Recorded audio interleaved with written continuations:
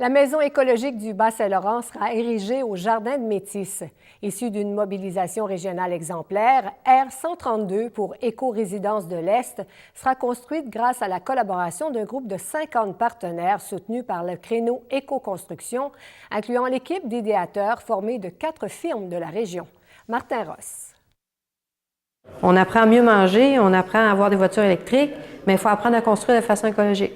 La construction est un des domaines qui laisse un impact majeur sur l'environnement. L'R132 a été élaboré selon un modèle simple de maison bas-laurentienne. Elle sera éco-énergétique et entièrement construite avec des composantes locales afin d'en réduire l'impact environnemental. C'est l'archétype de la maison du Bas-Saint-Laurent.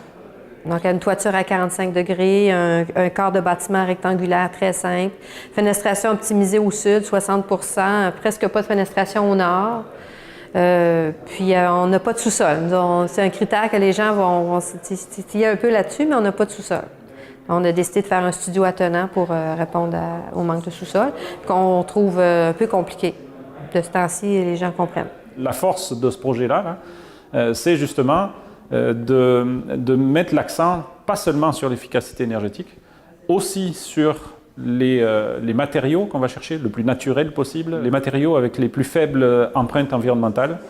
Mais en même temps, dans toute la démarche, on veut miser sur une optimisation des retombées économiques et sur une maximisation des retombées sociales. Donc on mise beaucoup sur les forces locales de production, de réalisation, sur un marché d'approvisionnement local. C'est un magnifique projet qu'on va voir naître dans les prochains 12 mois. C'est un centre d'excellence qui a une vocation multiple, une vocation touristique, attirer des gens dans les jardins, bien sûr, pour explorer ce nouveau site, une vocation de sensibilisation, comment vous et nous, on peut mieux bâtir, comment on peut s'alimenter ou s'approvisionner avec des produits issus des forêts bas-laurentiennes. Et bien sûr, plus largement, c'est un bâtiment avec une vocation de sensibilisation du grand public. Ce projet, qui a mis 3 ans avant de naître, devait initialement voir le jour à Rimouski.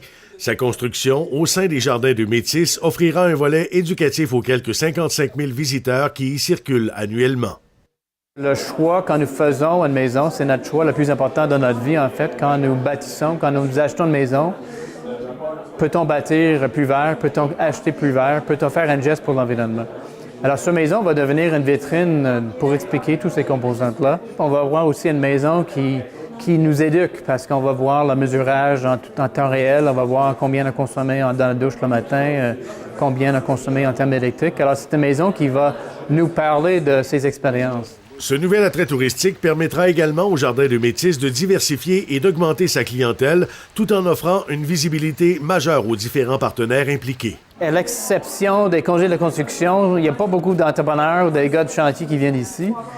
Un fleur, c'est un fleur, ça ne changera pas. Alors, je pense que cette maison va amener peut-être le côté techno, le côté entrepreneur en construction, côté architecte, étudiants de tous les domaines en design, architecture, l'aménagement paysager. Écoutez, je pense qu'il y a beaucoup de cibles. On habite tous une maison, hein? Cette construction amène aussi de nouveaux projets de développement au Jardin de Métis. Un nouveau sentier qu'on va développer avec cette maison comme un point central et qui va ainsi nous permettra d'ailleurs de prolonger la saison touristique qui est toujours problématique pour les sites extérieurs comme nous. Au moment que la neige arrive, on ferme. Actuellement, on est en train de peaufiner un projet assez intéressant pour mettre en valeur le ruisseau, ajouter un pont et bien sûr avoir une forme de potager pour assurer une forme de s'auto-financement, s'auto-approvisionnement en termes potagères, parce qu'on veut aussi avoir ce langage d'autonomie agroalimentaire. Alors, on travaille sur tous ces éléments-là. La récupération d'eau, bien sûr, c'est aussi un élément important. On peut penser que c'est une maison qui va coûter à peu près le même prix qu'une maison traditionnelle construite par